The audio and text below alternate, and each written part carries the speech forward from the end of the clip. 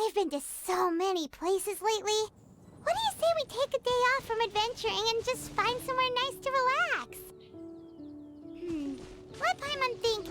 Where are some nice places we could go? Oh, why don't we pay Cloud Retainer a visit at Mount Outsong? It's been a while since we last saw that illuminated bird. She's always the one popping up out of nowhere and scaring us half to death. So let's surprise her this time.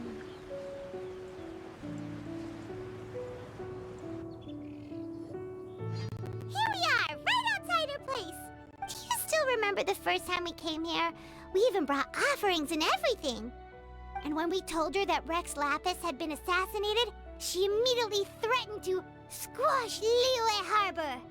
We probably don't need to bring any offerings now that we've gotten to know her pretty well, right? Still, Paimon's got some snacks around here somewhere, so if she really wants something, we can just use that. Huh? Traveler, did something catch your eye? Whoa, what a pretty lady! Is she also here to visit Cloud Retainer? Yeah, you're right. All it takes is one look and you can tell she's someone special. As expected of that bird lady, really. She must have a whole bunch of Adepti friends from all over the country. Okay, but if we're both friends of Cloud Retainer, then we're basically friends by association, right? Want to go up to her and say hello? Helping you make more connections is a part of Paimon's job as your reliable guide. Paimon's got this.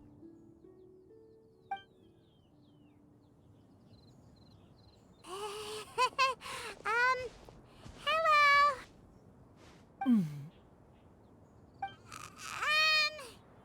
Paimon is Paimon! And this is the Traveler.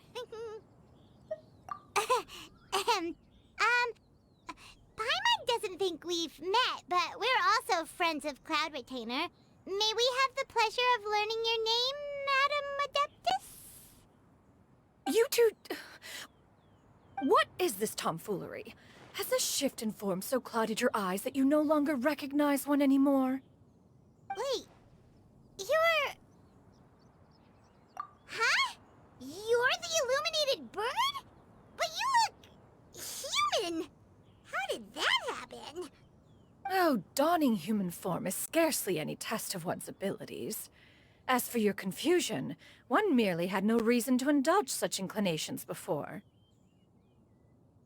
So, you're indulging now because? Well, one has made plans to pay a visit to some disciples at Liyue Harbor. Taking on a human form for such a trip is simply a way to make matters less conspicuous. You? Worrying about keeping a low profile? You're the one who likes to pop up out of nowhere all over the place. In fact, Paimon can think of several examples. Like last year, when you suddenly appeared on the top of a roof without any warning. Or...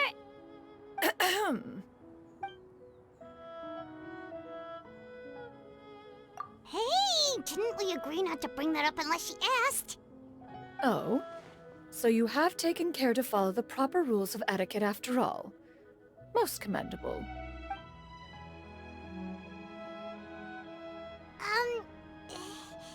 Well, this is all Paimon's got. You don't mind, right? One has never found oneself lacking in basic comforts. On the contrary, it is the gesture that one values above all else. So long as you've shown proper respect and consideration, the quantity or quality of the gift is but a trivial matter. That kinda makes Paimon feel a little guilty for trying to keep them for herself. Anyway, where were we before you reminded Paimon about the gifts? Ah, right. So by disciples, you must mean Ganyu and Shenhe. It's also been a while since we last saw them. Maybe we can come too. One planned to extend the invitation even if you had not raised the matter yourself. Shenhe and Ganyu should be quite pleased to see you again. However, one would first inquire as to the reason behind your visit here. You have cause to seek one's company? Yeah, we just found ourselves missing you and wanted to see how you were doing. We were hoping you'd tell us one of your stories. Who knew we'd run into your human form while we were at it? Is that so? If there are no urgent matters at hand, then let us make haste for Liyue Harbor. Ganyu is likely still working at Yuehai Pavilion, so that shall be our first stop. Sounds great! Then let's all go to Liyue Harbor!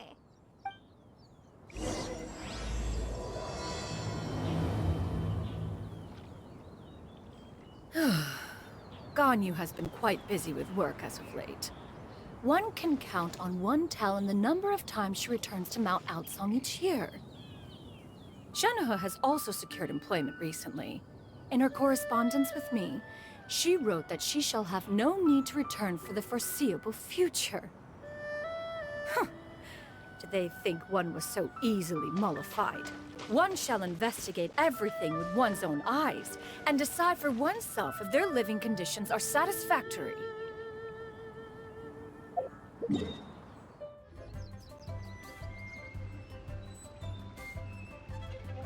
We're almost at Weihai Pavilion!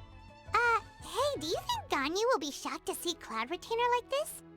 Guess we have no idea if Shenhe and Ganyu have ever seen her in this form before. Wait, where did she go? Why are you just standing there, Cloud Retainer? Quietly now. One shall stay here. You two can go and meet with her. But why? Isn't it better if we all go together? If one were to proudly proclaim one's presence, Ganyu would surely profess herself otherwise unoccupied and drop everything to attend to one's visit. One fears that would only result in her staying up all night to make up for lost time. One does not wish to trouble her. Conversing vicariously via you two shall suffice. Do remember to inquire as to her recent well-being. Again, do not mention one's presence here. Fair enough. Makes sense. Alright then, we'll just pass on your regards and... Cloud Retainer?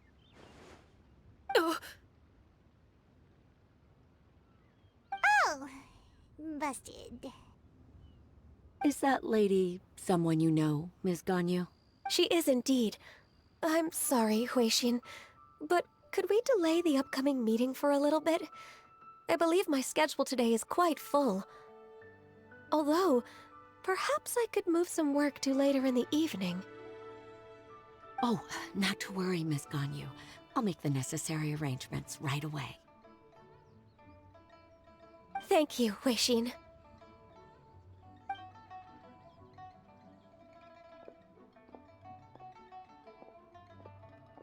It's been a while, Ganyu. Greetings. What brings you here today? And Cloud Retainer, too. It's been quite some time since I last saw you in this form. You are quite mistaken. One is not acquainted with this Cloud Retainer of whom you speak. One is simply a mere mortal passerby. Huh? Seems she's not buying it. That was but a simple test. One did not expect you to be able to recognize one so easily, especially after so many years of only seeing one's other form.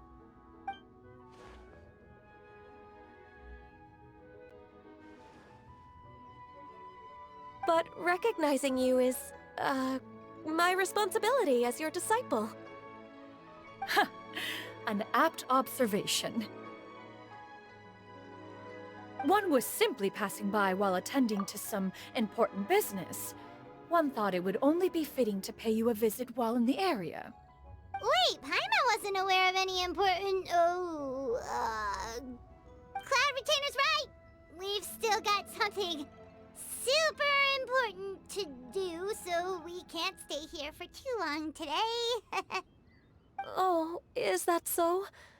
But it's been so long since we last saw each other. One simply desired to see you and had no intention of interrupting your work. A quick conversation should suffice for today.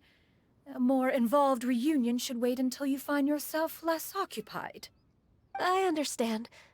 That should be fine. While one acknowledges the amount of work that you have to deal with every day, one must also remind you to rest. Though Adepti blood flows through your veins, excessive exhaustion will still cause grave harm to your body. It still makes one nostalgic to see you as you are now, respected and independent. When you were young, you oft begged one to cuddle you to sleep when you suffered from nightmares. Cloud Retainer! Stop! If you insist. We are running short on time regardless, so one will refrain from going into each and every story. Why don't you continue your conversation? One shall simply stand by and listen. Wow, you've been to so many new places since the last time we spoke. If you ever need anything, please just come find me at Yuehai Pavilion. Also, forgive me for my presumptuousness, Cloud Retainer, but if you plan to continue appearing in this form, don't you think it'd be helpful to adopt a human name? A human name? Huh. You raise a valid point. Considering the sheer extent of one's renown, Cloud Retainer is surely too recognizable as a name. You really think so? Not that you're not famous or anything, but that famous? You presume to know the extent of one's illustrious achievements. One would hardly think such a thing to be possible. Nevertheless, Ganyu's advice cannot be ignored. From this point on, when in public occasions, be sure to refer to one as Xianyun. Xianyun? Ah, I assume that's a reference to the full record of Pristine Pavilion. An adeptus of years past would rise with the clouds and rest with the moon. They were enlightened and wise, free and unfettered. The writer referenced Master's name to describe her carefree and spontaneous nature. Oh, that sounds super cool! Paimon feels like only the most powerful of Adepti could rise with the clouds and rest with the moon. Actually, those lines were originally written to describe Cloud Retainer herself. Huh? Wait, so you're really that powerful? And what of it? Did you truly take one to be nothing more than a bird of bigger than average size? Not exactly. To be fair, Cloud Retainer rarely speaks of her past accomplishments. The tales of her past can only be found in ancient texts. It is said that once, a long, long time ago, there was a severe drought in Liyue. Left with no choice, many people left their homes, while others spent day and night praying to the Adepti. Although I did not live through such tragedy, simply reading about it is enough to gain a visceral understanding of all the pain and desperation during that time. On top of the drought, a noxious gas also began to spread through the land. If not for Cloud Retainer's efforts, much of Liyue would be nothing more than a barren wasteland today. The books had this to say about what happened. Upon arrival, the Adeptus borrowed the wind to retain the clouds. Immediately, the clouds gathered together, and abundant rain burst forth from the heavens. Drought and plague were both driven away, and the people were saved. Wow, that's incredible! Mortal records add embellishments to dramatize past events. One did merely what one ought, and even if one had not interceded, the other Adepti would surely have stepped in to help. Even so, you stopped an entire drought! Can you really control the weather like the book said? Oh, Paimon suddenly has a lot more respect for you. So it was Paimon's bad for calling you Illuminated Bird before. You're not too mad, are you? How laughable. A name is but a simple label we carry with us on our journey through the world. Why would one be offended by such a trivial matter? That's a relief. In that case, Paimon will continue to call you whatever feels right in the moment. Well, that is quite enough ancient history for now. Ganyu, have you had word from Shenhe? One has heard that she procured a job recently. Have you any thoughts on her workplace? And what, pray tell, of her monthly remuneration? Moreover, does she find herself overly inundated with work? Is she allowed time off during Lantern Rite? That is a lot of questions. There is no cause for concern, Cloud Retainer. I introduced Shenhe to her employer personally. Wanmin Restaurant's business has been booming recently. So with Chef Mao being swamped with customers, and Xiangling still off and out in search of new recipes, I introduced Shenhe to staff the restaurant. I see. Most excellent indeed. One has had the pleasure of being introduced to that family. Xiangling is kind and astute, while her father is loyal and reliable. One has no cause to believe that they will make Shenhe's work difficult. Now, it is almost time to partake in the victuals of noon. One shall visit Wanmin Restaurant in person and see how Shenhe is doing. Huh? But didn't you just say that you had something important to do? Can that wait until after we've eaten? You may return to your work, Ganyu. One shall see to this matter on one's own. There will be many an occasion to dine together in the future. One is certain the opportunity shall present itself most readily. Of course, Cloud Retainer. Please take care. Traveler, Paimon, I'll see you some other time. See you around, Ganyu!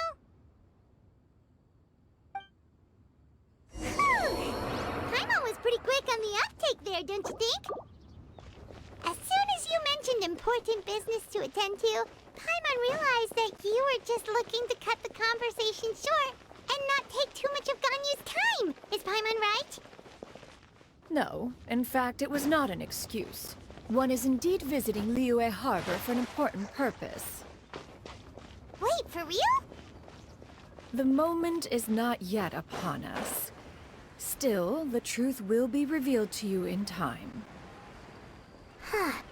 She really seems to be playing up the whole mysterious Adeptus thing right now. Is it because we just heard that cool story about her powers?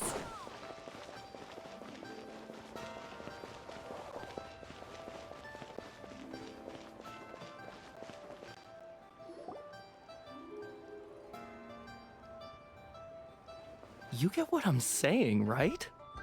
Yeah, how can I not? Not even fine food is enough to distract from the presence of a fine lady, huh? Oh, I'm far more interested in getting her details than ordering any dishes. Hey, how about you ask her? You do it! No. I think you should. Wait, she's coming. What can I get for you today? Greetings, miss. I was just wondering if you'd be willing to... What would you like to order?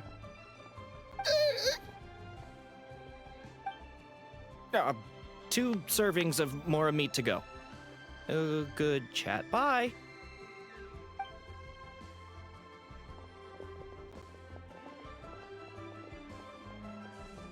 Shenhe!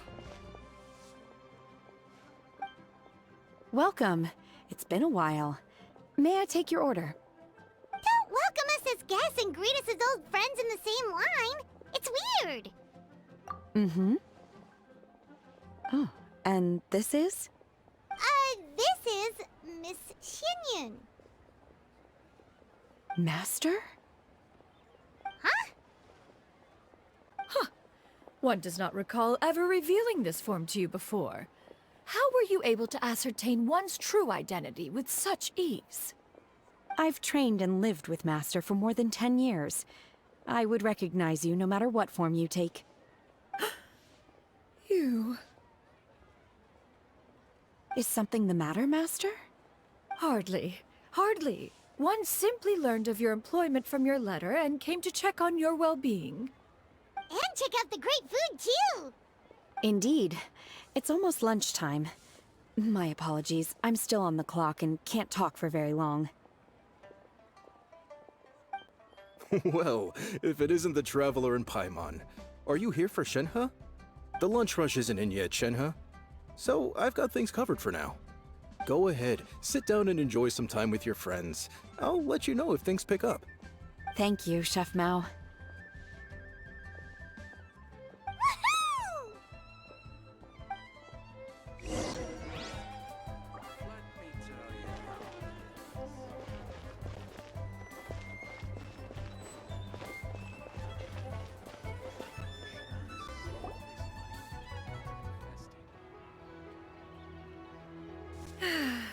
It is just as one expected.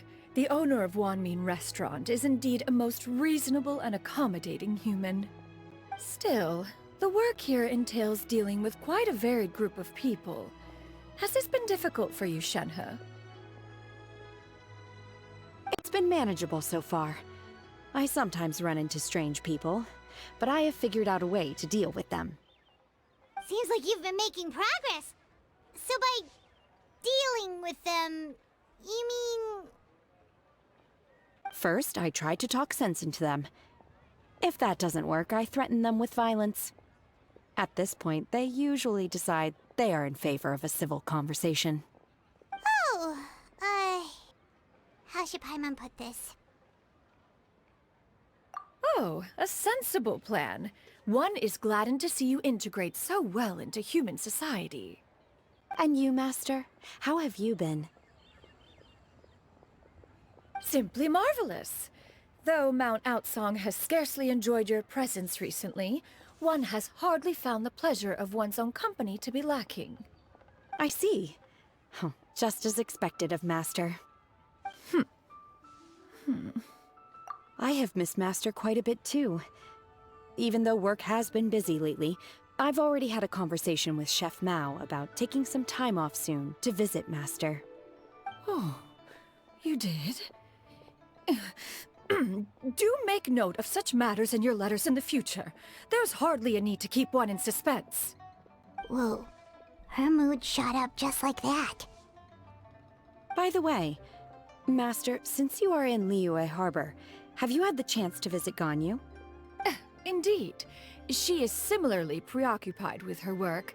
There was time only to exchange a few simple pleasantries. Ganyu told us the story of Cloud Retainer's name. It was amazing. We never knew how powerful she was before. I see. In that case, allow me to also share a story about Master's past. Oh? Is that a problem, Master? I believe this to be a good topic of conversation. No, not a problem. One was simply caught off guard. But no matter. Please, proceed. One is most curious to see how much of one's own conversational prowess you possess. Master once participated in a race against Mooncarver. After Mooncarver lost, he insisted that Master's ability to fly gave her a natural edge in such a contest. In response, Master agreed to forego flying in return for being able to use one of her devices in the race. Mooncarver accepted, only to find Master with a brand new device on the day of the contest. Huh, what kind of device was it? It was a mechanical vehicle made out of iron. What was it called again?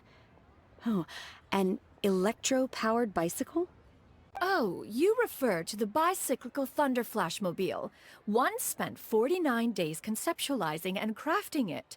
It need only be infused with adeptal energy, and it can cover thousands of miles in one day.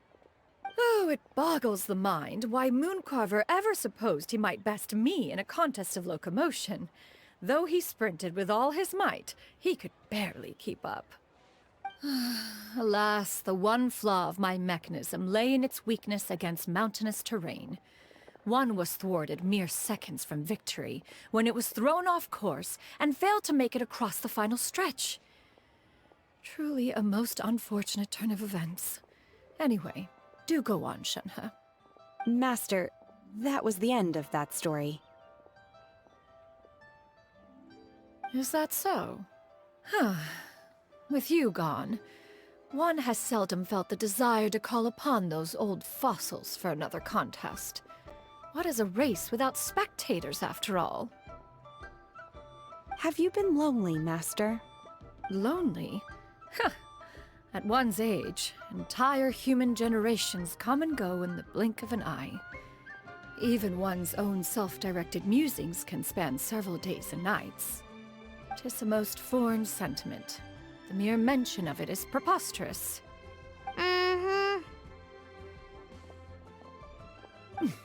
What is the reason for that look upon your face? It's nothing. It's just... Well, Paimon gained a lot of respect for you after listening to that story of you summoning the rain and everything. But all it took was a few words out of your mouth, and it's like you're back to being that illuminated bird again. I was just a little bit confused. Which one of the two is the real Cloud Retainer? To me, they are both, Master. One is the Master that's widely revered by the people, while the other is the Master that I respect and adore. Huh. One finds oneself exalted yet again with sweet words of praise and flattery of a most extravagant nature. You chose to exalt one with your words, yet you refuse to grace Mount Outsong with your presence for any extended period of time. One would almost question the sincerity of your estimations. This is not to say that your words paint an inaccurate picture. One has always lived by a single ideal. Eschew all action and abide by no rule. One does as one pleases and speaks as one pleases. Others may critique or praise as they see fit, yet one places little weight in such judgments. She got like, what, 2 sentences of flattery from her disciple, and it's as if her ego is about to burst. Do you have any empty tables?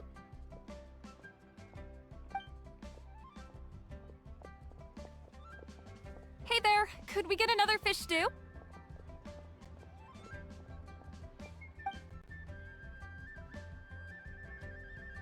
I'm hearing more guests come in. I should get back to work. Alright, good luck with the lunchtime rush, Shenhe. Mm-hmm. I'll try my best.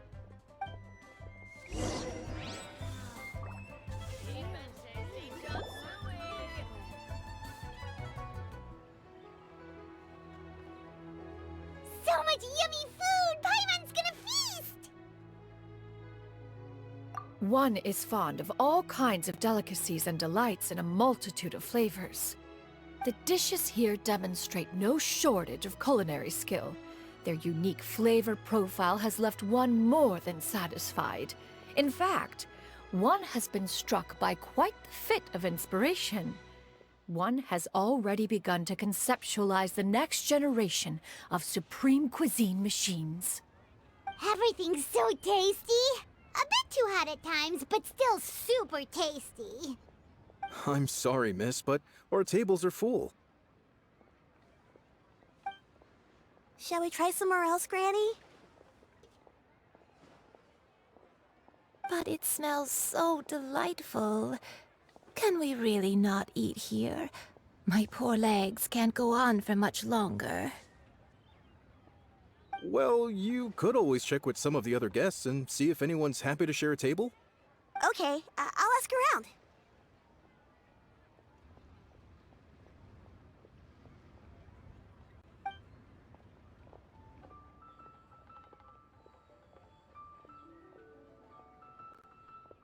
Excuse me.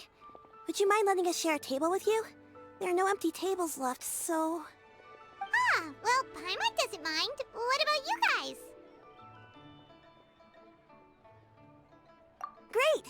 Thanks so much. My name is Xiyu, and this is my granny, Yuendai. Granny? Yep. Is there something wrong with that? No, Paimon's just a bit surprised. She looks so young. Yeah, a lot of people compliment Granny on her youthful looks, but she's actually much older than she appears.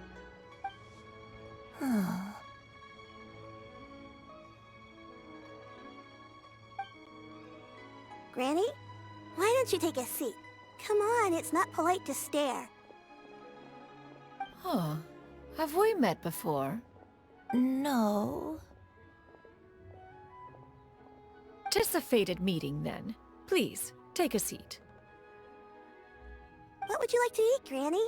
I can order for you. I want braised earthworms. They always pop up out of the ground after a rainstorm. No, not this again. Granny, there's no braised earthworms on the menu. Braised earthworms? Well, that sounds weird. Do people actually eat that? Right, that's what Paimon was thinking too. Need any help? Help? Oh, do you mean with Granny? Thanks, that's nice of you to offer. Granny has pretty bad dementia, so her memory's getting worse all the time. She's always saying things that sound kinda confusing. Actually, her memory's been bad ever since I was little.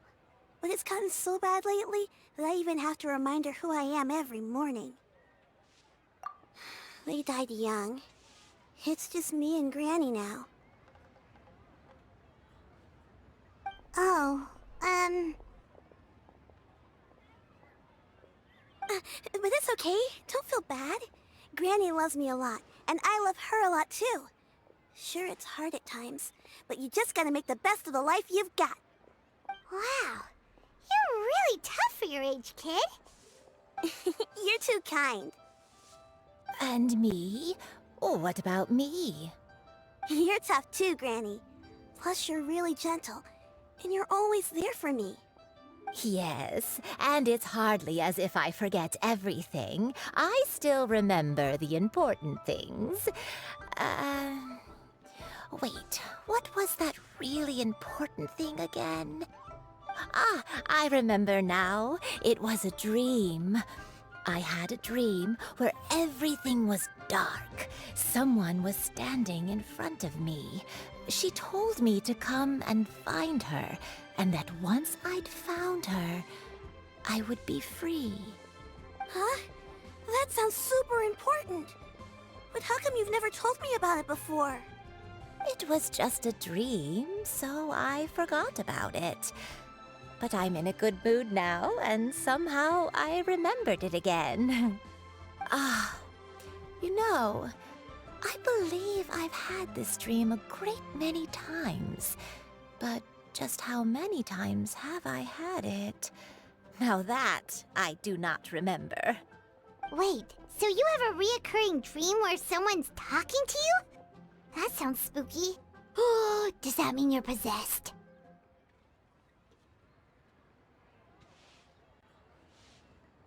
Unlikely. Her eyes are clear, and her breathing remains calm and level. One sees no signs of possession. Are you sure? Who do you take me for? Is one not an adept? Am I not an expert? You're right. Paimon almost forgot you're the expert. In that case, do you still remember what the person in your dreams looked like, Granny? Not anymore. Although, I have a sense that she looked rather like me. But not as I am now. My younger self. A younger version of Granny? This is just getting weirder and weirder. What is going on here? As one said, fate must have brought us together. You may leave the situation to me. Are you sure? So, what are your names? Paimon's Paimon. Just Xianyun is fine. Thank you all so much for offering to help. But first, I'm sorry for asking, but, how do you want us to pay you back? Oh, we don't need any payment for this. Thank you so much. You're welcome. But Miss Xianyun, what exactly can we do to help out this Granny? All we have to go off is that dream. Where do we start? That is elementary. Since her dreams portray her younger self, then we shall retrace the steps of her youth. Once we have revisited those places, her memories will likely return. Sounds like a plan. So, Granny, do you remember which places you went to when you were young? Why, of course I do. The heavens above, the earth below, the wispy clouds, and the emerald mountain streams. Okay, taking that as a no. I might have an idea. Once, when I was really little, my dad told me that Granny used to be a martial artist heroine who saved loads of people from a disaster.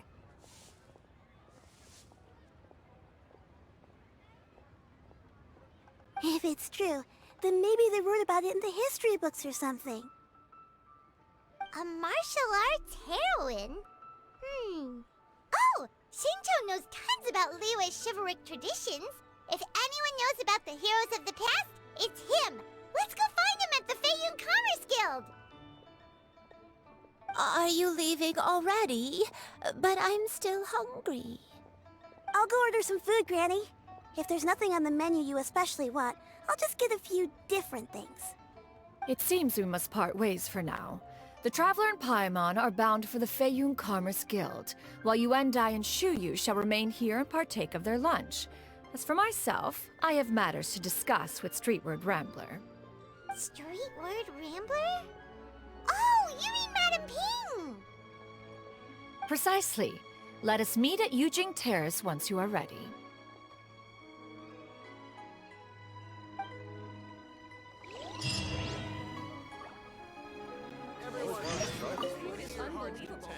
Where are you going, Granny? Don't you like the food? Fresh milk. I need to buy you some fresh milk. Milk? Why? You need to drink milk before eating, or the spicy food will make you cry. Hush, little one. Don't cry. Granny, you're forgetting things again. I'm not a little baby anymore. I can eat spicy food now. Even the super spicy dishes, like their fish stew. I can eat 2 whole bowls, no problem. Wonderful. Oh, wonderful. My darling granddaughter is all grown up.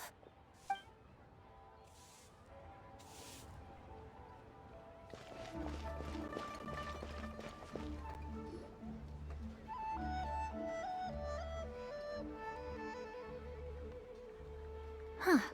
It's you two. What brings you here? Shincho! Great, we found you! We wanted to ask you about something.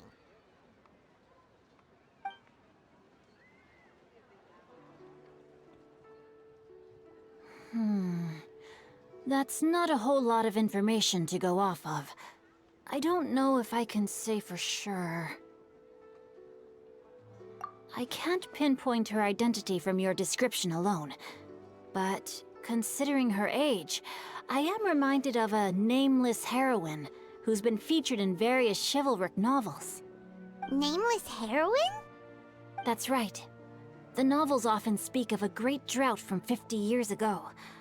As the people suffered, a nameless heroine appeared and began to clear away evil spirits and bandit camps. The people idolized her, but never learned her name. All they knew was that she always acted alone. Later, though, she supposedly fell in love with a similarly noble-minded exorcist from Mount Tianheng. They were well matched in more ways than one, often fighting together as a fearsome duo of otherworldly strength. After the drought ended, the heroine and the exorcist left the public eye and began living a reclusive life in the mountains. All that remained were tales of her incredible accomplishments. The way this nameless heroine faded from fame into obscurity later in life is not too dissimilar from Miss Yuendai. I hope that's somewhat helpful. Thanks a lot, Shincho. We knew it'd be worth talking to you. It's nothing at all. Just something I came across while reading. I did do a bit of extra research on her story, but it was just out of personal curiosity. Well, Paimon still thinks that's super cool. Oh, wait, Shincho, if you've read up on her, do you know of any places often associated with her? Let me think. In the novels, the nameless heroine always appeared near one of 3 places. Wangshu Inn, the area just north of Jueyun Karst, and Qingyun Peak. Perhaps the real-life heroine who inspired the character was also often seen near those 3 places. That would explain why those locations appear in the various novels written about her. You're welcome. To be honest, I found some parts of the story confusing when I first came across it. If Miss Yuendai was indeed the original inspiration for the character, she may just be able to help me put the pieces together. It's rare for a chivalric hero to fade into obscurity during their lifetime, even after retiring from the public eye. But no one ever saw or heard from the nameless heroine again. There were even rumors that she became extremely ill. I've never understood why someone would go to such lengths to erase themselves from public memory. It's almost as if she was trying to hide from something. There's probably far more to the story than what's been written. We'll be sure to tell you if we manage to uncover the truth. That's a deal. Perhaps, behind the truth of it all, there lies a story more fantastical than any work of fiction. Paimon feels like we just learned so much from Xingqiu. A drought, a nameless heroine, a life of seclusion. Wait, why does the story sound super familiar? Oh, right! There's a drought in this story, too! Xingqiu, are droughts super common in Liyue or something? Well, they used to be. But people have long since developed methods to prevent them, like by cultivating the soil or digging canals. So while droughts do happen from time to time, they are rarely regarded as true disasters. The drought 50 years ago is probably one of the worst we've had in the last several centuries. The crops withered, the streams ran dry, and the monsters in the mountains became rabid and agitated. Countless caravans were attacked, and people who lost their homes came together to form bandit groups. What started as a natural disaster soon became a human tragedy as well. That sounds awful. Yeah, and that's exactly why the nameless heroine was so beloved. She must have been someone of true integrity, to do so much for the people while asking nothing in return. Still, as terrible as that drought was, it was nothing compared to the truly calamitous disasters that befell this land in ancient times. They say that back in those days, disasters were both more severe and more common. Only the strongest of Adepti could hope to dispel the ruin and devastation. Do you have any other questions? We're good for now. We're just going to head back and meet up with Miss Xianyun and the others again. Paimon hopes that Granny Yuendai will be able to remember more of her past. She used to be a great hero who saved many people. So sad that she can't recall any of it. Anyway, we'll be off now. See you some other time, Xingqiu. Thank you so much for your help. It's no problem at all. Safe travels.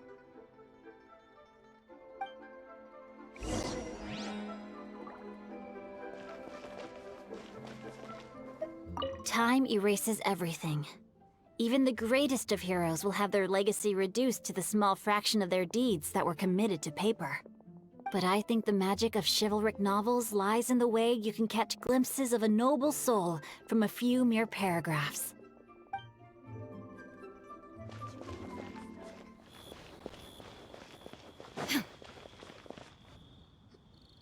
I have recorded the tune that you requested. I hope it will be of help to you. Oh, thank you. Straightward, Ping, what has amused you so? Oh, it's no serious matter. I was just reminiscing about the last time I saw you in this form. Time has wrought such change in this world, and yet you appear just the same as ever. Time has little bearing on one's existence, nor has one keenly felt its effects whilst dwelling at Mount Outsong. Nevertheless, Ping, one would like to seek your counsel on a personal matter. Oh, why so formal all of a sudden? I must say, you're making me a little nervous. What is it? Well, the inquiry is as such. Approximately how much more would one need to afford a comfortable life in the harbor, not unlike the one that you yourself lead? It does not require as much as you may think. Still, do you mean that... Cloud Retainer, Madam Ping! What are you two talking about? Nothing save for some trivial matters. Have you unearthed any useful details?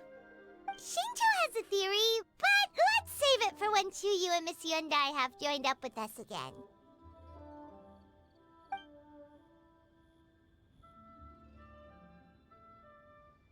Do not be troubled, young lady. Here, have some tea. Thank you so much. What do you think, Xiyu? Does it match up with what you know of your granny? According to the story, the nameless heroine eventually fell in love with an exorcist from Mount Tianheng. Maybe that's my grandpa. I don't have many memories of him, but there was this one time I found a box in our attic full of a bunch of weird sigils. I think so too. Granny might remember something once she's returned to a familiar place. What marvelous tea. I can taste the dew's sweetness in this cup.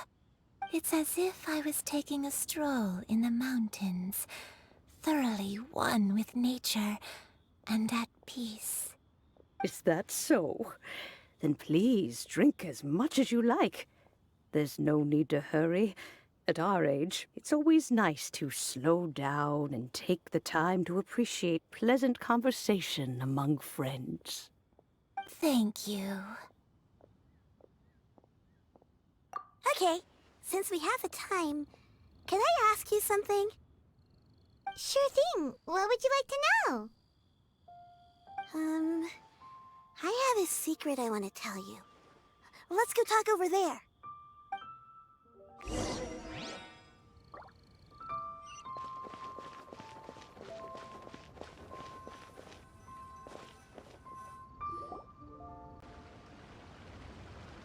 What's wrong, Xiyu? Well, I've been kind of meaning to ask ever since we started talking in the restaurant, but are you guys all adepti in disguise? Oh! About that. Well, you guys just seem super special. Plus, I think I might have heard Miss Xianyun call herself an adeptus. Oh, must have been a slip of the tongue. Xianyun, since you were the one who, misspoke, maybe you can explain to Xiyu here what you really meant by that. One is indeed an adeptus. Is that of some concern to you? Huh? I knew it. Well, one time when I was a little kid, I saw a pure white illuminated crane. I had this super high fever, and Granny wasn't around. I was feeling all icky and gross. But then this snowy white crane flew down from the sky. She put me on her back and flew me to her cool Adeptus house and fed me some sort of magic potion. When I woke up, I was already back in my bed and my fever was gone. I really wanted to thank her, but I was too sleepy to stay awake, so I never got the chance.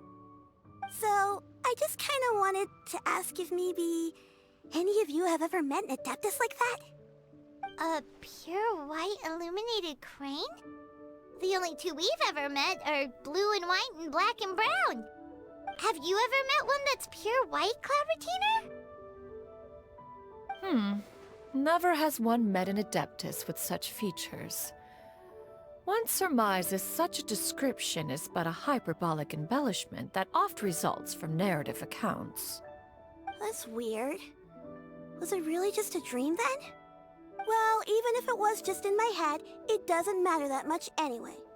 All I really want is to help Granny recover her memories. I'm really grateful for all your help. Leave it to us! Now that we know the 3 locations, we just need to visit them one by one. Let's go to Wangshu Inn first. Okay, I'll go get Granny.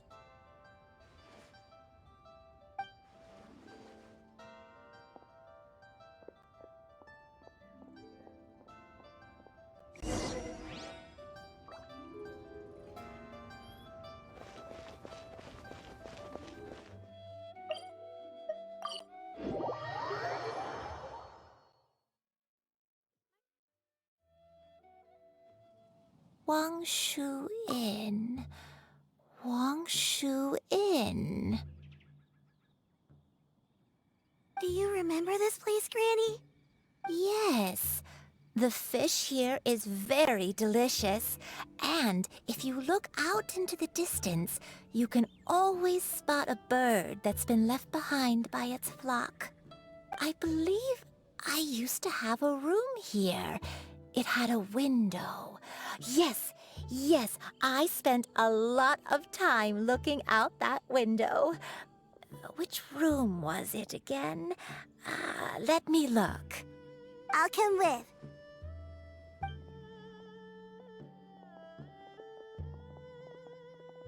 Paimon's still having some trouble understanding what she's talking about, but if she's so familiar with this place, that must mean she lived here, right? Wait, huh? Whoa! Shell, what are you doing here all of a sudden? You scared the living daylights out of Paimon! I sensed a non-human presence and decided to come take a look. If you're here, then there's likely no trouble afoot. I suppose there's no cause for concern. It's been a while, Cloud Retainer. I see you have... I have indeed. I fought alongside her in this form on many occasions during the Archon War.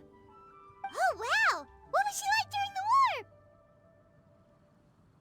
Oh, wait, let Paimon take a guess. Was it anything like this? Behold, the glory of one's newest invention, the Bang Bang Continuous Fire Mechanism. Hands up and surrender, or be prepared to face the full might of the Adepti! An impressive imitation. Paimon knows her all too well. Even so, Cloud Retainer was not always as ostentatious as you describe. You may be unaware, but her talent with Adepti sigils is just as formidable as her skill in mechanics. The Archon War reached its peak after Guizhong's death. The Cloud Retainer who fought beside me in those devastating battles was taciturn and solemn, only speaking when she had to activate her sigils. A Cloud Retainer who barely talks? Paimon can't picture it. But what happened after that? If you were so powerful in your human form, why did you decide to take up your bird form again? Once one had bid farewell to the world of mortals, what use would one still have for such a shape? When dwelling between mountain and forest, away from the struggles and troubles of the mortal world, a mortal form is hardly the most fitting of choices. After the war, Cloud Retainer retired to Mount Outsong, only revealing herself to the occasional visitor, and always in her avian form. Although I do believe there was an occasion some 30-odd years ago, when she decided to don her human form. I believe it was for the purpose of... One believes there is little need to relive bygone matters. Granny, are you okay? Back then, at this place, Perhaps this conversation should end here. I shall take my leave now. Should you encounter any trouble, you need only call my name. However, given that you are traveling with Cloud Retainer, I trust you are in good hands. Everyone! I think Granny is finally beginning to remember her past. Slowly now, calm your mind and recount what has been recalled. A long time ago, I stayed here to recuperate from my illness. Huh. So what Xingqiu said was true! You did fall ill! Was that why you went into hiding? I don't remember. I'm very sorry, but I can't even remember the name of my illness. The only thing I can remember is that it took a great toll on me, and there was no cure for it. I was confined to my room in Wangshu Inn, where I spent many days unconscious. I'd come to every once in a while and stare at the migrating birds outside the window. It was a solemn sight. I remember crying, but I'm not even sure I knew why. One day, I met a traveling merchant. Upon hearing of my illness, he sold me a bottle of soul-revitalizing tea pills. He told me that the pills were concocted using Adepti blood and could be used to alleviate my symptoms. Sure enough, I made a full recovery. My illness remained dormant for several decades after that. Wait, but if your illness remained dormant for several decades, are you saying that what you're going through now is just a relapse of what happened all those years ago? And it was all thanks to the pills that you managed to keep the symptoms in check? Paimon's brain kinda hurts. Do you remember anything else? I'm sorry, I don't.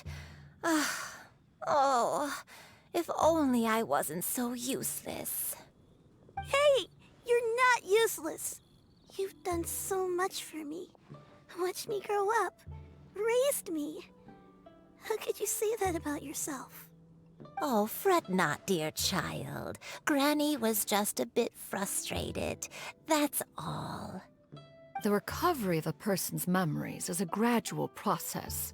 Finding pieces of one's past is always superior to not finding anything at all. Let us make haste to the next location.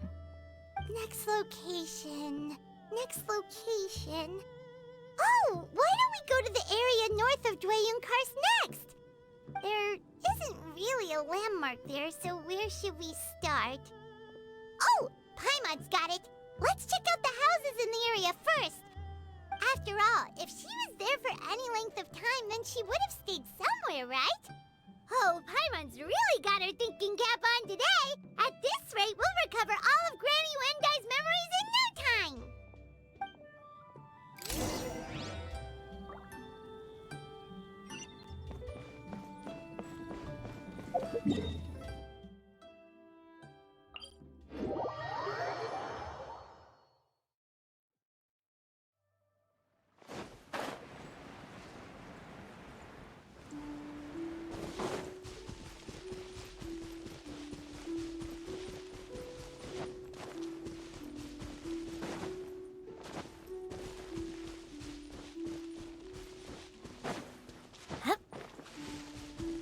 Whoa, why are there so many treasure hoarders here? Guess it's time to round up some bad guys. The hunter Hiya! becomes the Ha! Watch out! Do you remember anything about this place, Granny Wendai? Let me think. I feel like I've been here before, but I don't think I stayed here too long. I might have just rested here briefly before continuing on my way. Got it. That's okay. There are still plenty of other places we can check.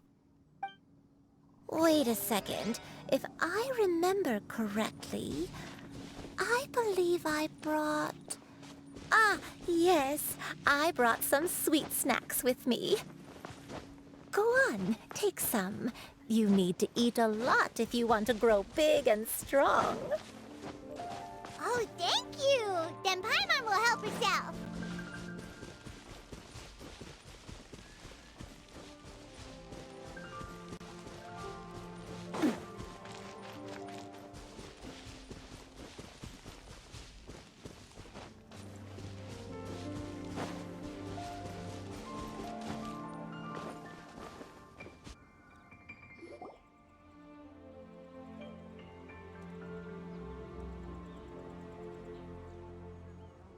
Paimon sees an abandoned house. Why don't we take a break over there?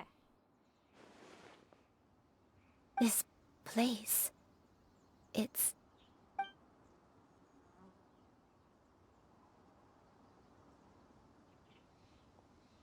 Did you remember something, Granny? I remember. Shuyu, this is where your father was born. It was a moonless night. I had been injured, so your grandpa was supporting me. We fled together with some being in the fog behind us in hot pursuit. I had exhausted my strength when the labor pains came on, so we took refuge in this house. Your grandpa set up a barrier outside, but neither of us knew if it could hold the monsters back. I remember that night. I remember falling to my knees, reciting a prayer over and over. I alone am the source of this sin. Punish me as you wish for forsaking my oath, but spare my innocent child. Sin? Oath? Did you do something wrong? I don't know. I don't remember. I only remember praying in the darkness with all my strength until the sun finally rose again and the fog cleared out. Eventually, the house was filled with the sound of my baby's first cries. That baby was your father. I remember I clutched him tight to my chest and wept tears of joy. It was the first time I'd ever felt such happiness in my life. My dad? He was my pride and joy, and so are you, Xianyun. You're so much like him, and I love you both so much.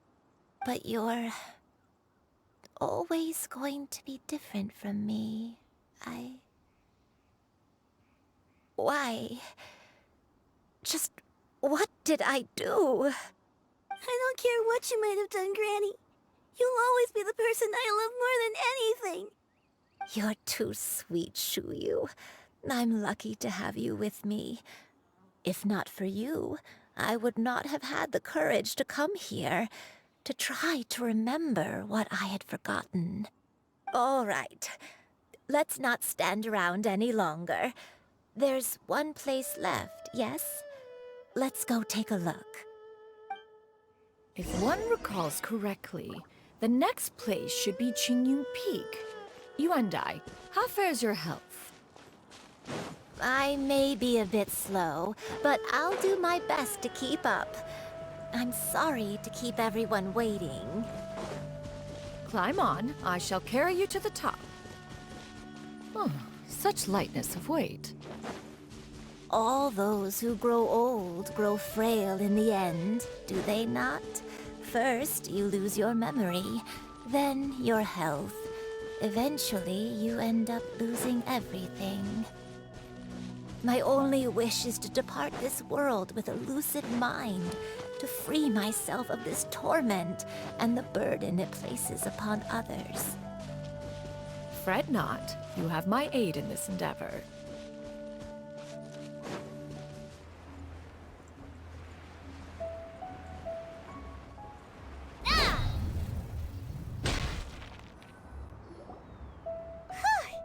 We're finally here. Does this place feel familiar to you, Granny One Day? Let me see.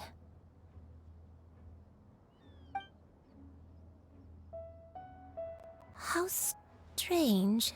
Have I lived here before? When we were at Wangshu Inn and the abandoned house earlier, though I couldn't remember everything, I still felt a sense of familiarity. I could easily picture myself in those places. But here, I don't have that feeling. Perhaps I did come here in the past, but it just didn't leave a strong impression on me. But did the stories get it wrong then? Yeah, that's true. But they're also the only thing we have to go off of. Paimon was hoping this place would jog Granny Yuendai's memory just like the others. I'm sorry to disappoint you two. It's all right. We're not going to give up yet. We'll figure something else out. Just you wait. Thank you. If only I could remember. Huh? That way. What's that mountain? Oh, let Paimon look! Huh? Isn't that Mount Outsang? Looks like we've come full circle. Mount Outsang. Mount Outsang. Granny, are you okay? Don't push yourself, Granny. It's okay if you can't remember. You shouldn't do something that makes you sad. Mount Outsong, what am I really? Mount Outsong holds some familiarity to you? It does, but I can't go back. Are you feeling unwell? My head, it feels all heavy and dizzy. What is wrong with me? Cloud... Miss Xianyun, is there anything you can do? Let us go to Mount Outsong. But... Fret not, all will be well. You and I, you have already given more than enough to the pursuit of this endeavor. You may leave the rest to me. I've prepared something that can aid you in suppressing the fear in your heart and restoring your lost memories. It currently resides at Mount Outsong. Wait, really? When did you do that? I never leave anything to chance. All will reveal itself when we arrive.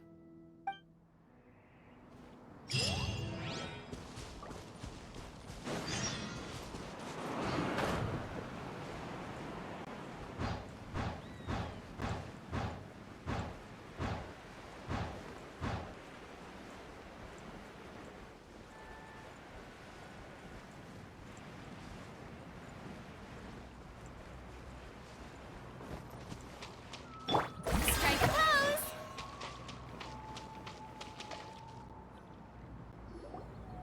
Come on, just tell Paimon already!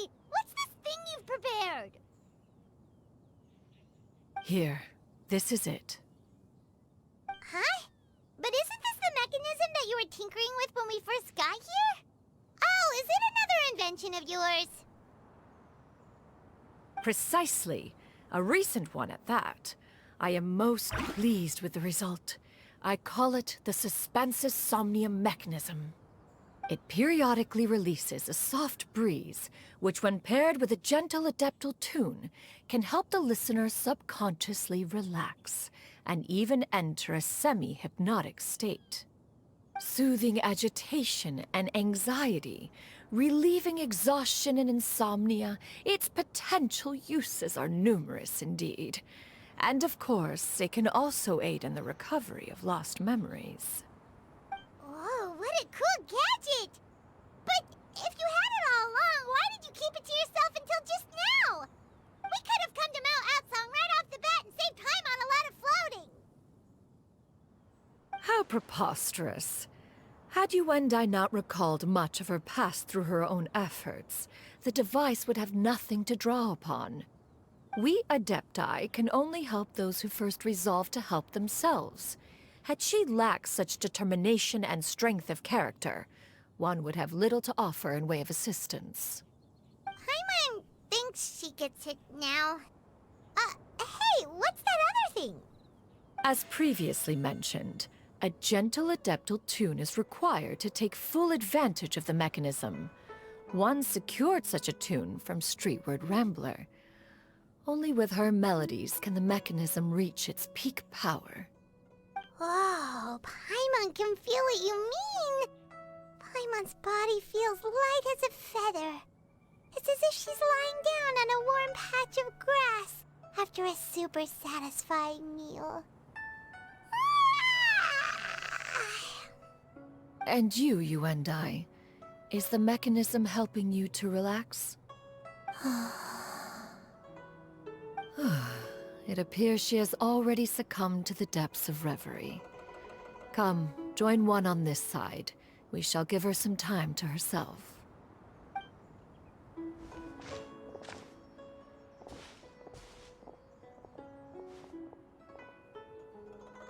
The drought is over. But why do you look like you want to cry? The potion. It's nearly run its course. I've never regretted meeting you. Not even for a second. Please. Please, no.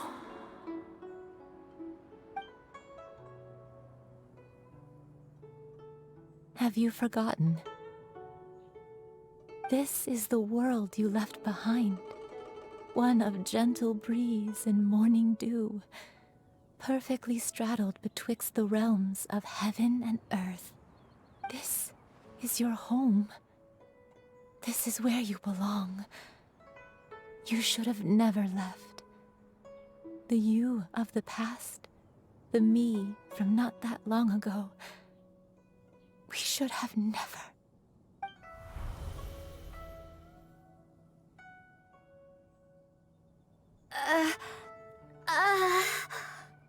So that is the truth. No wonder this place is so familiar. Granny!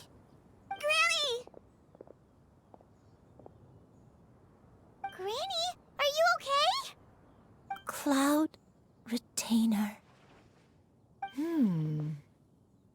Your memories have returned? Wait, did you just call her by her full name? Does that mean you already knew each other? Yes. I now remember everything. Everything. Granny, please don't cry. I'm here. I'm here. Oh, don't worry, my dear child. Granny is fine. I'm so sorry, everyone. You've gone to so much trouble on my behalf. It's all come back to me now. The most important thing that I had forgotten was the truth of what I once was. One can sense the guilt that now plagues your conscience. Reclaiming a truth long buried is sure to come with a myriad of complex emotions. Perhaps one should recount the story on your behalf while you compose yourself. No, it's okay. Now that I've remembered, I must face my memories head on. Shuyu, everyone, I cannot thank you enough for all your help. I'm ready to tell you my story, if you're willing to listen. Please, Granny, don't force yourself. What happened in the past doesn't matter. I love you more than anything. Nothing you say can change that. I know, dear child. My feelings for you are exactly the same. It is for this reason that you deserve to know the truth. Some time ago, I made a terrible mistake. One for which I could never atone. Is this the sin that you mentioned in Xianyun Karst? What happened? I am, in truth, not a human being. My real form, one that I held for centuries, was that of a wild crane. I spent many, many years living on Mount Outsong, bathing in the soft breeze and drinking the sweet dew of the mountains. At some point, I somehow gained wisdom and sentience. The Lord of the Mountain, Cloud Retainer, became aware of my existence and began to share many stories with me. She even passed on the secret of cultivation to me. Though she never took me on as a formal disciple, I always saw her as my master. Whenever she took out her tools to work on mechanisms or new inventions, I would also stand next to her and watch. I even contemplated completing my training and becoming an adeptus in my own right. I followed her teachings, and time gradually passed us by. Until that fateful day 50 years ago. 50 years ago? That's right. Master regaled me with many stories of her past deeds. From them, I learned how she had saved people from a similar crisis in the past. She was the one I looked up to the most. More than anything, I dreamt of becoming an adeptus like her. I wanted to travel the land like she had, relieving suffering wherever I went. But I was still far from being a real adeptus. I possessed no ability to take on human form and fit in with the crowd. Once she learned of my desires, Master prepared a special dose of human mimicry potion for me. She warned me that the potion's effects would only last 10 years, and if I were to fail to return to my original form at the end of that time, I would forever forget my past as a crane and become something neither human, beast, nor adeptus. Oh no. So that was the source of your dementia all along. Was it because of Grandpa? Indeed, I fell in love. Though he was human, he had spent his entire life training on Mount Tianheng. When we met, it was not only my first foray into the world below, but his as well. Although clumsy and impulsive as he was, you'd think he was the real strange bird among the two of us.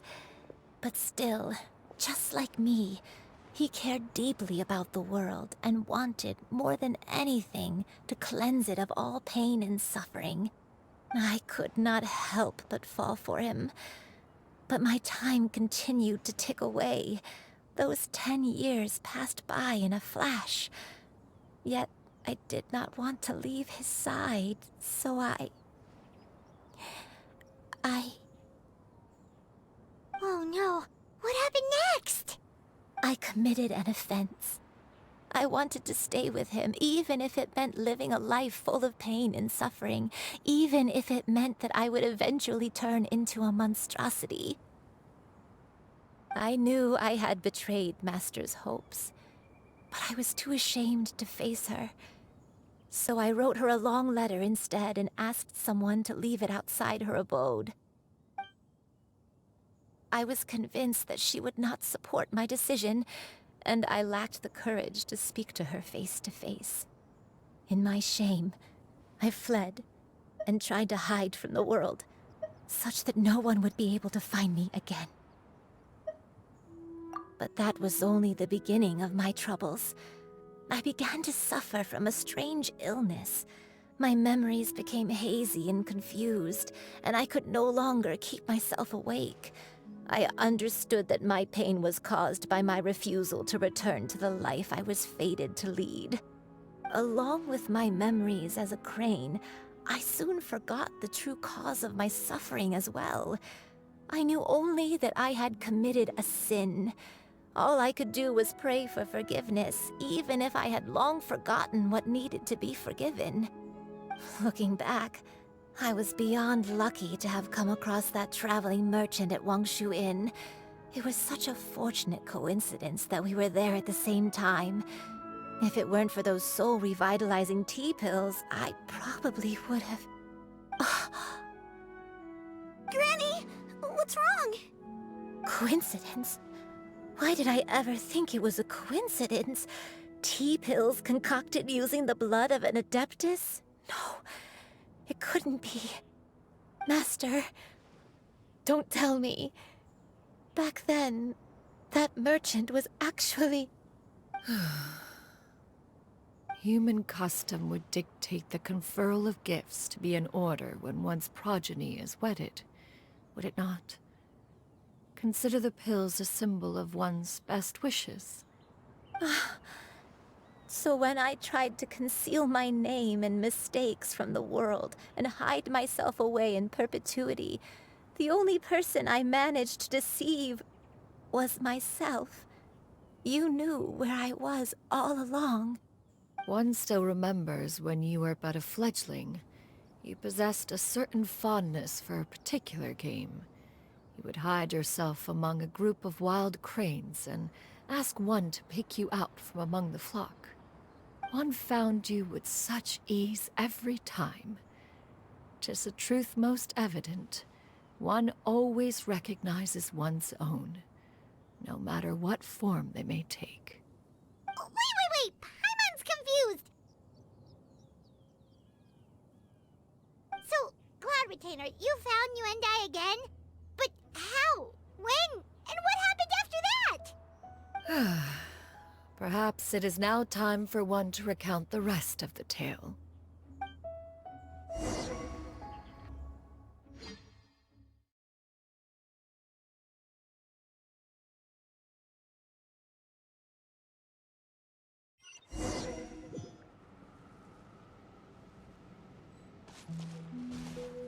One was furious upon receiving your letter. Seized with anger, one set out to bring you to your senses.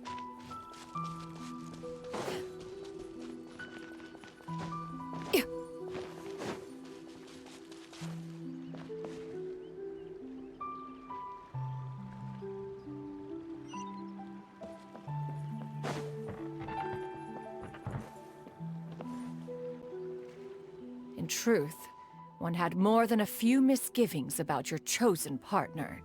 As an exorcist, his talent was lacking. One could hardly say his skill with sigils was any better. But soon, one came to appreciate the devotion he bestowed upon you during your illness. He never uttered a complaint and rarely left your side. Unwilling to begrudge someone of such character, one decided to overlook his aforementioned deficiencies, glaring though they may have been. Wishing to grant you a life without regrets, one gathered many divine ingredients and used one's own blood to create a form of medicine. Though imperfect, it managed to suppress the more dire effects of your illness.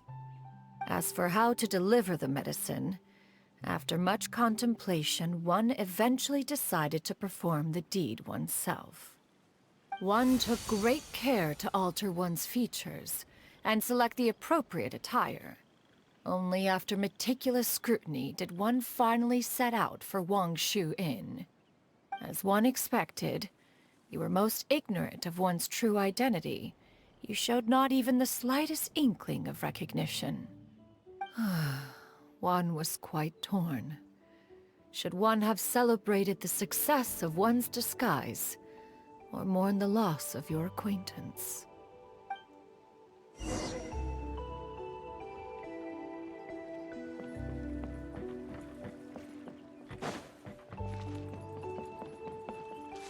Yeah!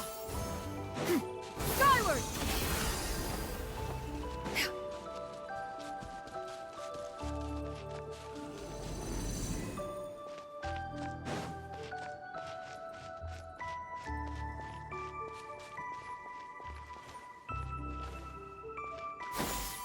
Nevertheless, one would speak to you about another matter, if you are amenable. Even considering your loss of memory, one was simply flabbergasted that you could so easily forget the consequences of consuming medicine infused with Adeptal blood. Its proclivity to attract monsters is hardly that complicated of a concept to remember. To think that you tried to travel while weak from sickness and heavy with child. Had one not intervened to clear the fog, all of you would have been lost during the night.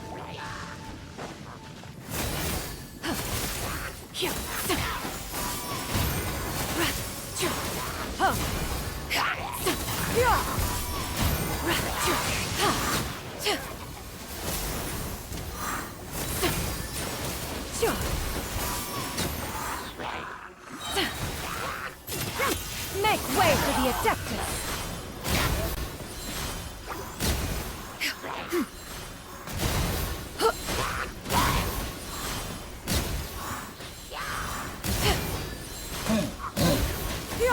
Skyward!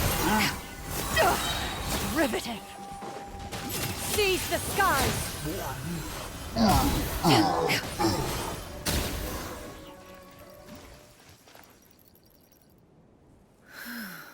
Those monsters would hardly have pursued you with such ferocity without sufficient incentive. They were likely incited by the presence of godly remains. Said godly remains, in turn, were likely drawn to the trace of one scent on your body. One was, after all, an active participant in the Archon War. Some of the gods were likely shattered by contraptions of one's very making. In the end, one was relieved to see you endure through the night. At the break of dawn, one heard an infant's cry pierce through the air, and one saw you carefully cradle the child to your chest. Although certain mortal matters remain foreign to me, one could not help but be moved by your joy. To see you happy, That was more than enough.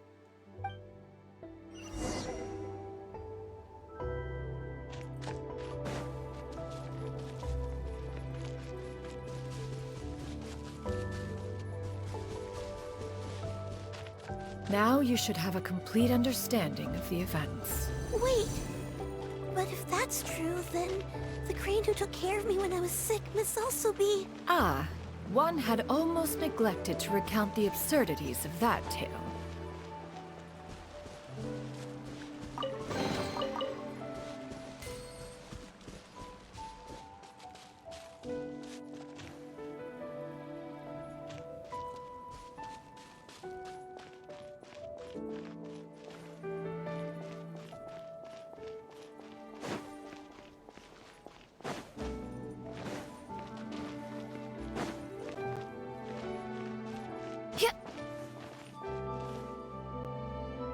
Just as you and I troubled one with her antics, so did you give one many a headache.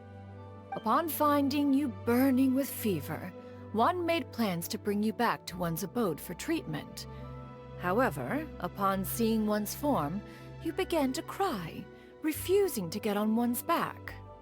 When one asked you why, apparently you believed that one could not possibly be a true Adeptus, because all illuminated cranes are white from tip to toe.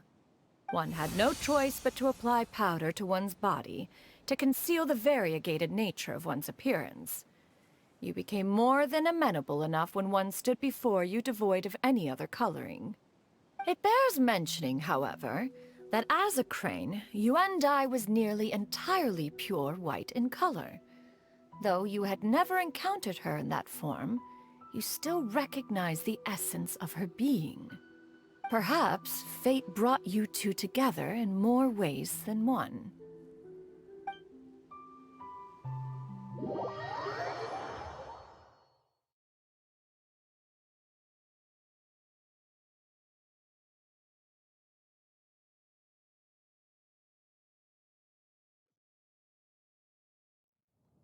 Now all has been revealed. One owes you an apology, you and I. One recognized you upon your very entrance into Wanmin Restaurant. One has always viewed you as a disciple of equal standing with Ganyu and Shenhe. Indeed, one wished to bring your story to a satisfactory end with this visit to Liyue Harbor. Still, one could not reveal your identity right away. Had one simply informed you of all you had lost, all those cherished memories would merely have become the fictionalized account of another. Memories are most meaningful when recalled by those who lived through them.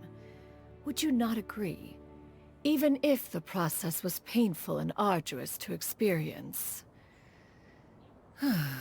Have you any further inquiries? Master, I must ask, if you found me all those years ago, why did you leave me be, even though you knew about my mistake? Why did you not bring me back to Mount Outsong by force? One has never regarded your action as a mistake. It was a simple choice, nothing more. When it is time for one's progeny to leave the nest, it is the responsibility of an elder to let them fly free. Yet, when your wings grow weary and the night grows dark, just know that you always have a place to which to return. 'Tis a refuge referred to by many a name in mortal writing. Home, nest, haven. Whatever its denomination may be, its essence remains quite unchanged. One speaks, of course, of a place not unlike one's own abode. One's disciples are free to come and go as they wish, yet the door remains forever open to those who wish to return. One rather hopes you count yourself among them. Thank you. Thank you so much. You and I. One expects you too have sensed the rapid deterioration of your condition as of late, have you not? 40 years ago, you chose a path without a future. Though one used one's own blood to provide you with a few decades of extra time, it merely delayed the inevitable. One may have extended the path, yet one was unable to alter its final destination.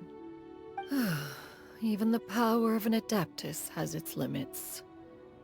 Had your condition continued to deteriorate, you would have forgotten your life as a human entirely. In the end, you would have turned into a creature lacking in the ability to even comprehend its own monstrousness. Fortunately, you were able to avoid that scenario by reclaiming your memories. Though one sped the process along by providing some guidance, the result is entirely a reflection of your own effort. So, what's gonna happen to Granny? One will help her reclaim her original form as a wild crane. If it be fated, she may recover her sentience one day. She's gotta go back to being a regular crane, huh? Master, you've already done more than enough for me. I don't know how I could possibly repay your kindness. This is a better result than I could have ever hoped for. How much time do I have left? Not long. The transformation is imminent. Granny? Please don't leave, okay? You're all I have left. Please! Don't be sad, dear child. Granny has led a wonderful life.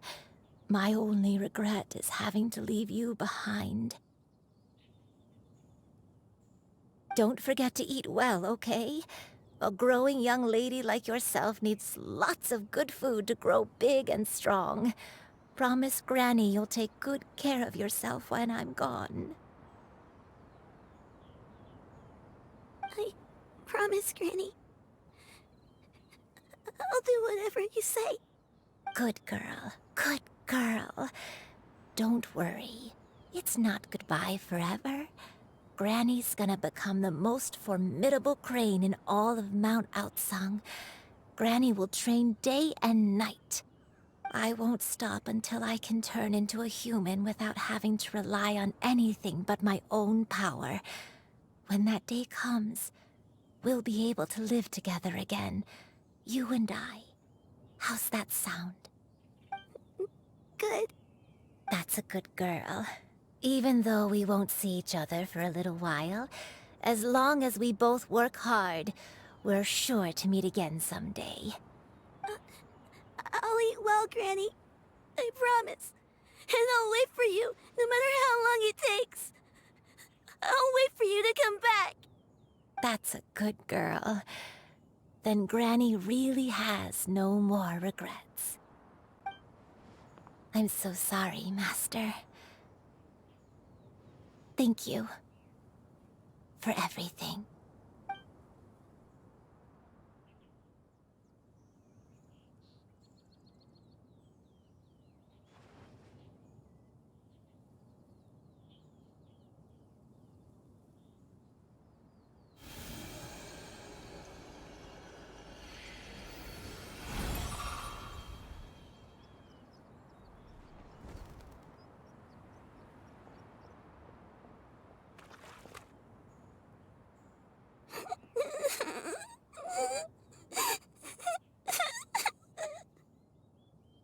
Xiu. Let her be. At her age, crying is a natural, if not fitting, response to such an event.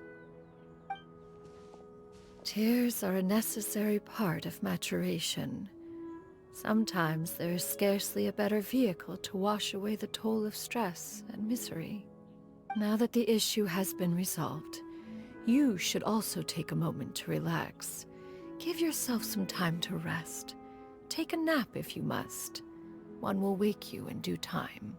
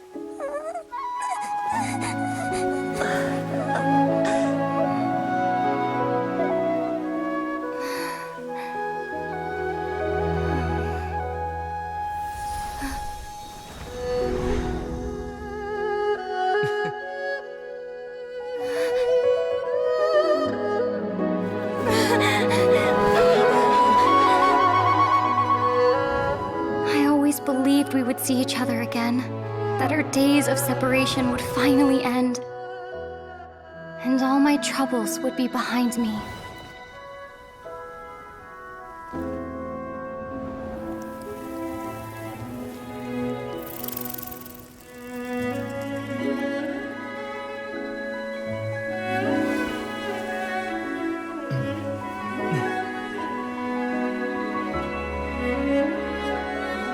If only things could stay this way forever.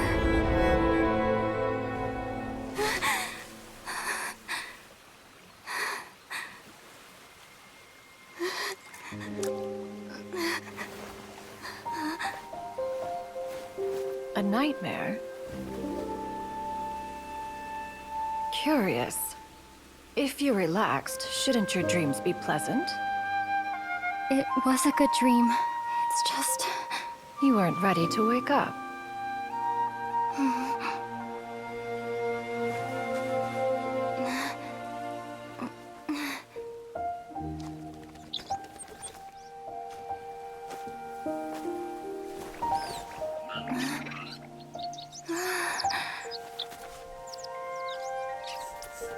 Eloquent as one may be, words of comfort are not one's strong suit.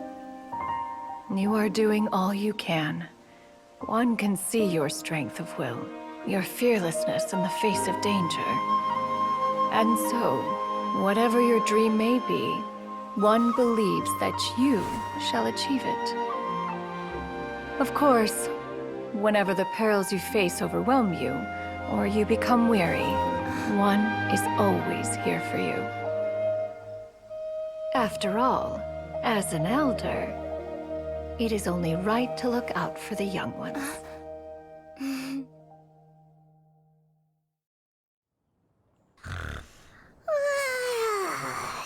Grilled chicken drumsticks. Huh?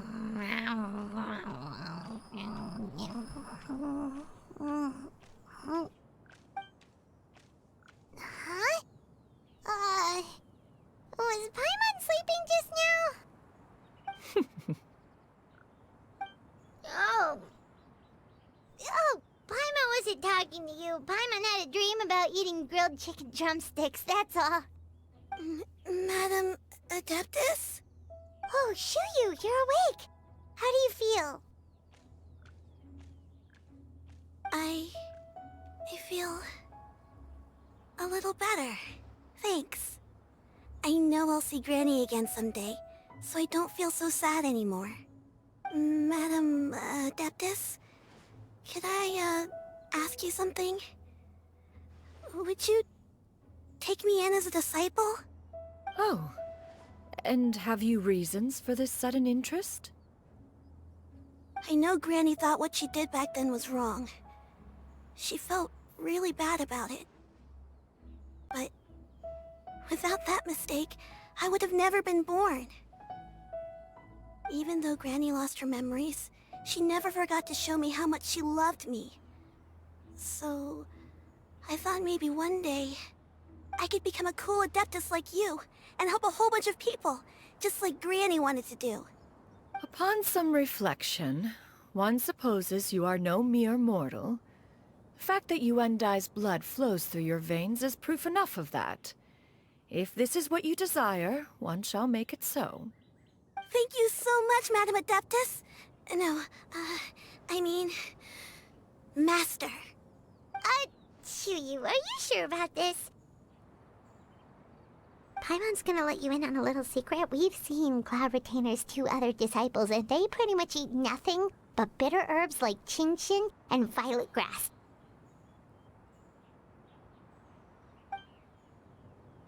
If you join them, you'll never enjoy One-Min Restaurant's delicious cooking ever again.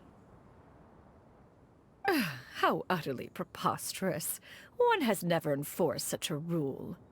Every individual must find their own path to enlightenment. So long as one retains a pureness of spirit, one's dietary proclivities are quite irrelevant. Well, you say that, but Paimon's not seeing any tasty treats up here now, is she? Although Mount Outsong is rich in natural beauty, Its location does preclude access to certain finer mortal comforts. That is precisely why one plans to relocate to Liyue Harbor. Shu Yu shall have the honor of becoming one's first disciple in the human world. Whoa! You're leaving Mao outside? One has never concerned oneself with the location of one's residence. From the very beginning, one has sought only solace and peace. Yet in the end, all of one's disciples ended up in Liyue Harbor. Ganyu, Shenhe, Yuandai, they all chose a life among the mortal world. One has reflected on this fact for many years now. One can only assume that it is due to some failing on one's part as an elder or master. A failing, perhaps, of recognizing what it was they truly wanted. One is most curious as to what aspect of Liyue Harbor could have enticed them to remain there. One could hardly offer an opinion on the matter, but perhaps some time in the harbor will prove instructive. Why are you all so silent? Paimon is, just a bit shocked, that's all. So, does this mean we can grab a meal together in Liyue Harbor sometime? One has precious little time to squander. However, if one finds oneself otherwise unoccupied, one would not be opposed to the idea. One will be assuming the identity of a human while residing in Liyue Harbor. You should take care to avoid disclosing one's true identity. Don't worry, we'll help you keep it a secret. So, when can we expect to start seeing you in the city? Perhaps in 2 days' time. One has some matters to see to before one's departure. Preparation is the key to success, after all. One plans to put up various items from one's collection for sale.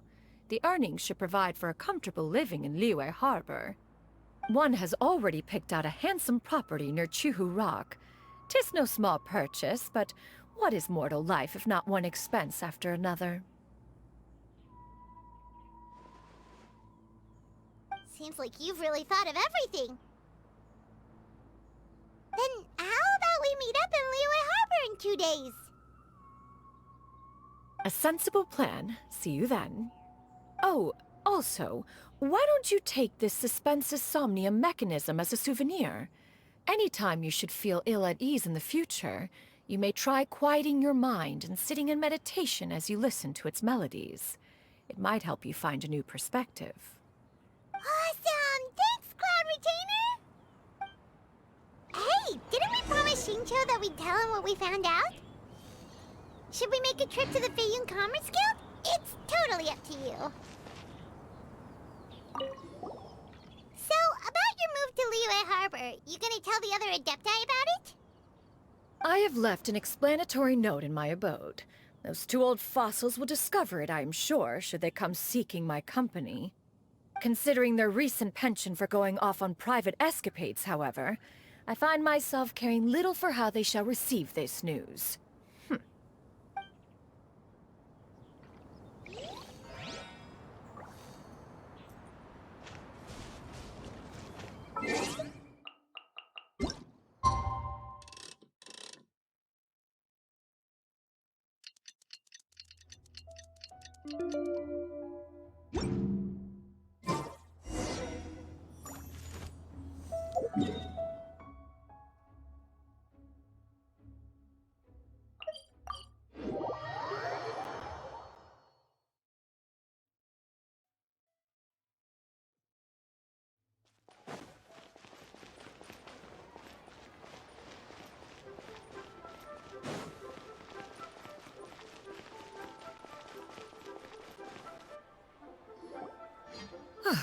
Your concerns are excessive and unfounded.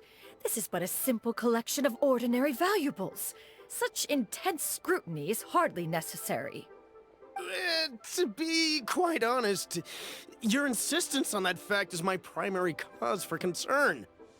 In what way are any of these ordinary? Every single item here could be worth more than everything I own combined. I simply can't risk shelling out that kind of mora without proper scrutiny.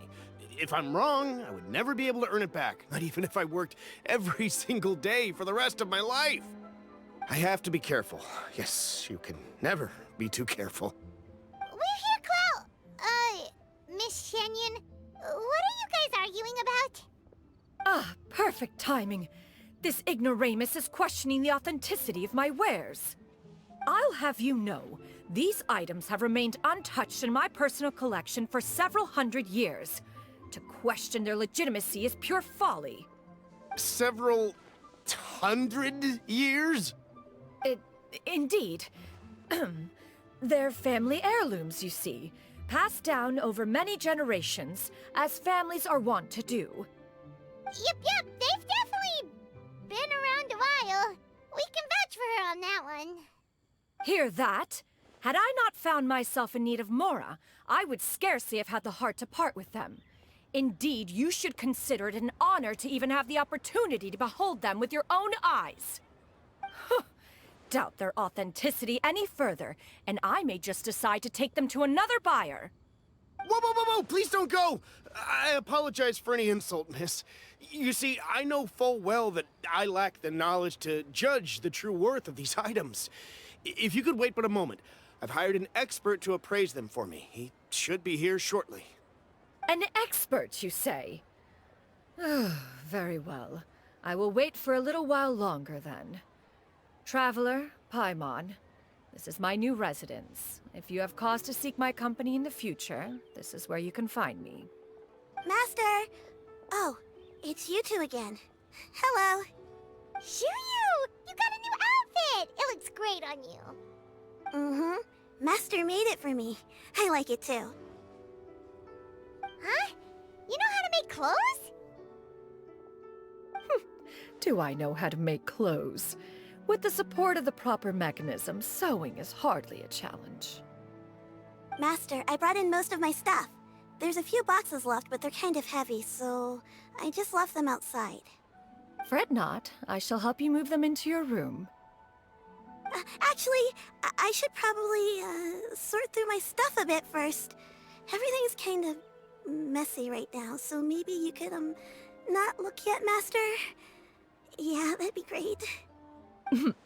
It appears my young apprentice has her own fair share of secrets. No matter. Do what you must, child. Now, this expert you mentioned, when can we expect their arrival? Soon. Ah, there he is! Here, allow me to make some introductions. This is Mr. Zhongli, a well-respected consultant at Wangshang Funeral Parlor and an expert in all manner of valuables and antiques. Mr. Zhongli, this is Miss Xianyun. She's the one who's looking to sell the collection of valuables I mentioned earlier. Huh.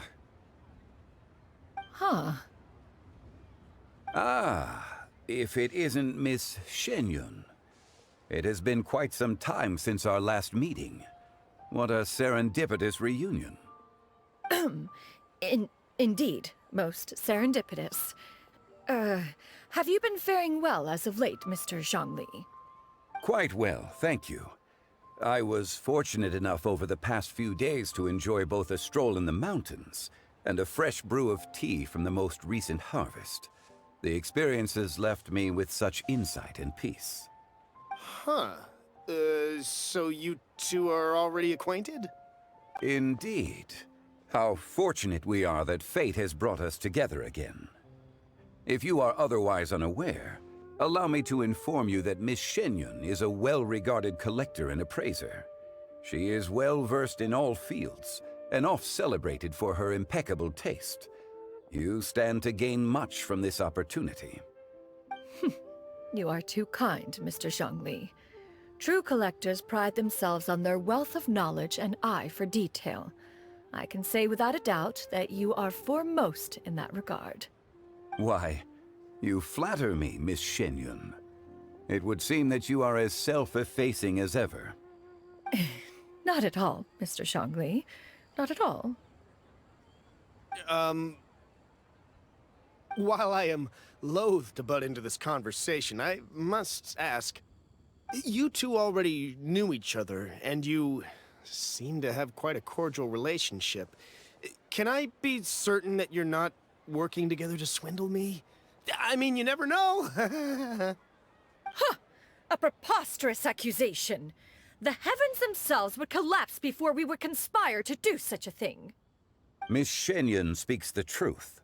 Contracts are built on honesty and trust. If that proves to be beyond your capabilities in this instance, this transaction may be taken elsewhere. Say no more. Let us depart. I jest. What fool would still harbor doubts after Mr. Zhongli himself has vouched for the goods? Miss Xianyun, wait!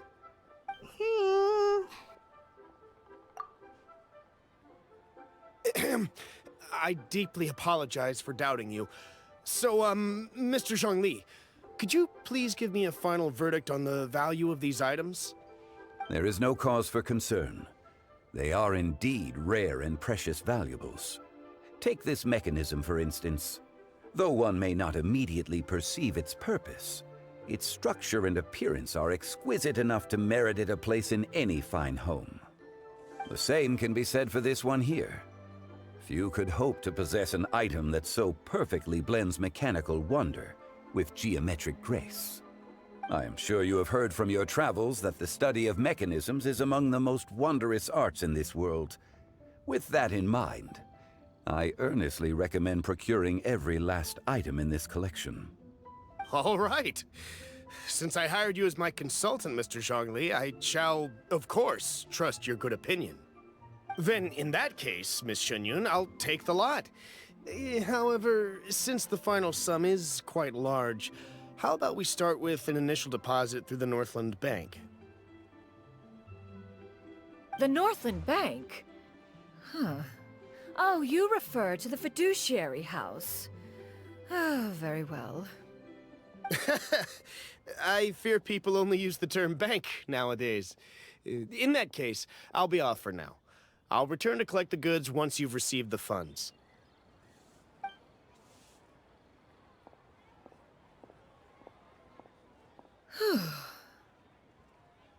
Xiangli! My friends, have you been doing well? We've been great! How about you? Paimon didn't know you were such a busy consultant! My days have been quite pleasant as well. I had been quietly enjoying a cup of tea when Mr. Xiaozu requested my services. As for you, Miss Xianyun, I presume you must be looking to settle in the city? I must say, the name Xianyun sounds exceedingly strange coming from you. Perhaps you could dispense of that particular epithet in further conversation. Whatever for. Am I not addressing you as a friend should? Well, that is true, but... Alas, refer to me however you will. After all, a name exists such that others may address you with it. One is hardly ignorant of that fact. It would seem that you have gained many valuable insights over the years, Cloud Retainer. One has indeed. One's previous stays were all brief. Now that one has made up one's mind to move and settle, one has gained a much better appreciation of the hubbub and commotion of the city, as well as the people's hard work and ardor. This city is much changed from how it was more than 1,000 years ago.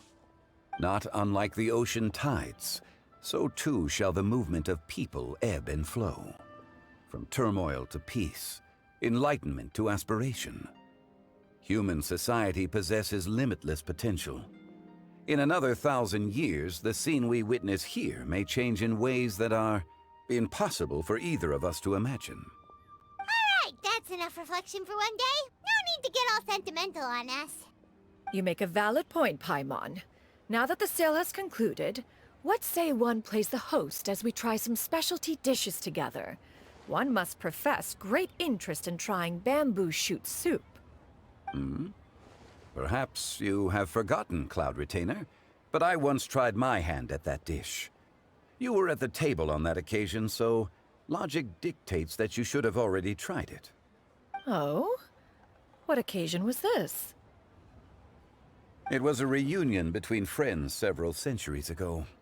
Alas, you must have been too preoccupied to secure yourself a portion. Or perhaps our other companions simply availed themselves of faster reflexes on that occasion. Huh! Hardly. 'Twas most certainly out of consideration for the others in attendance. In but a moment, one will show you what it means to have a true deftness of hand. It is settled then. Bamboo shoot soup, mora meat, crab roe tofu, triple-layered consommé. We shall enjoy the lot. One has already passed word to Xianyun Ganyu to make a reservation. It is prime time for them to meet one's newest disciple. Is that agreeable to everyone? It should be a most splendid occasion. Shu Yu, come now, it is time to dine. Ah, this gentleman over here is Mr. Zhang Li. He is, A humble employee of Wangsheng Funeral Parlor. Pleased to make your acquaintance. Nice to meet you too, Mr. Zhengli. That should be everyone, right? Let's go!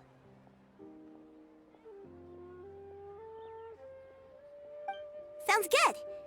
Actually, Master, have you ever tried Adeptus' temptation? I heard it's impossible to stop eating after even just one bite. You know, 'cause it's super tempting and stuff. Is that true? That sounds rather implausible. Although with the right preparation, certain dishes can be too delicious to resist.